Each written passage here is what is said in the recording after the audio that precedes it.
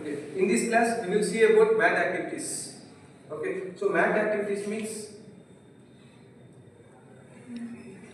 any therapeutic intervention given in a mat. Okay, assume that it's a mat. Okay, assume that it's a mat. So in this, in which type of patients we will refer this mat? So spinal cord injury, it's a neurological condition. So any form of neurological condition, we can go with the mat activities. So in that mat activities, we will select the patients who is having paralysis. Okay, not weakness. If a patient having only weakness, means we can go some other interventions. So patient who having paralysis, so we will prefer mat activities. Okay, so in that, assume that is a head injury patient. Okay, this right side upper limb and lower limb is being affected or paralyzed. Okay, so for that, what and all we have to do with the help of mat? First, we have to teach the rolling, self-rolling. Okay, so self-rolling for in order to change the patient from one position to another position to prevent bed sores and then bed-related complications. Because bed sore is vessel sore is one of the major complications for neurological patients, because they are in a particular position itself, means it will create a pathology. Okay, so for that we have to teach about log rolling.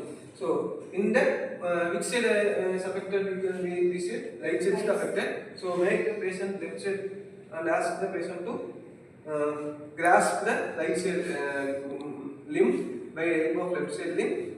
Same left side limb have to grasp the right side limb, and patient have to change the position from supine to side lying. Okay, so in this position, patient can hold in this position for a particular period of time. After that, patient can go to the prone lying position. Okay.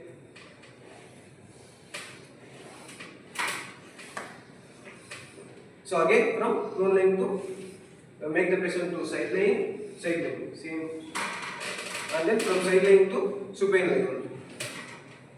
So this is about log rolling. Okay, so it will prevent bed sores or vessel sores because we are changing the position. Okay, so now after the rolling, what all we can give using the mat activities. So in this supine position, we can give pelvic exercises. Okay, so pelvic exercises, assume patient having right side paralysis. So therapists are to be in the affected side in order to give support. Otherwise, patient can't be able to hold in this position. This upper lower limb will go towards the gravity. It will create hip pathology. Okay, so we have to give support and prevent the fall of against towards the gravity. So we are placing one hand over here and other hand over ankle region, and ask the patient to lift the pelvis. Lift the pelvis. So along with that, we have to give some force. Otherwise, pelvis will be even or upright position. Because of the paralysis, the normal side will go higher than the affected side. So that we are for maintaining that, we are giving some force over here, some dragging force, so that the pelvis will be in the same level. And ask the patient to hold for 20 seconds.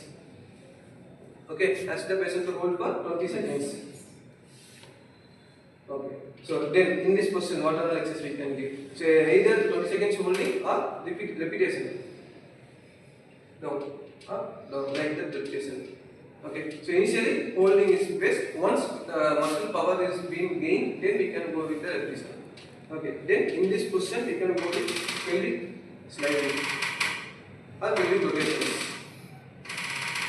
Okay, then if patient can't able to lift little bit also, then therapists want to be give assistance by means of a towel, by placing a towel under the pelvis, and we have to lift the patient's pelvis and ask the patient to try to hold or try to lift.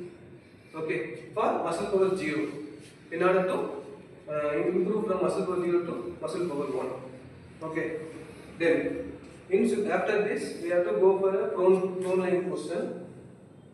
In that online question, we will do weight bearing activities for the affected side. So once the weight bearing initiated in the affected side, it will helps to set the muscle tone. Okay. So any doubt? We will see upcoming classes, the other activities. Okay. Any doubt? No. Thank you.